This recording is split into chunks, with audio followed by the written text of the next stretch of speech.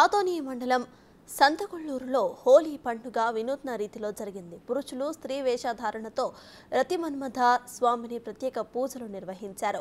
స్త్రీ వేషధారణతో స్వామివారి వద్దకు వెళ్లి ఏం కోరుకుంటే అది జరుగుతోందని గ్రామస్తుల నమ్మకం. ప్రతి ఏడాది కూడా హోలీ పండుగ రోజు ఈ గ్రామంలోని మగవారు చీర కట్టుకుని ఆలయానికి వెళ్తారు. అనాదిగా వస్తున్న ఆచారం నేటికి కూడా కొనసాగిస్తున్నారు గ్రామస్తులు.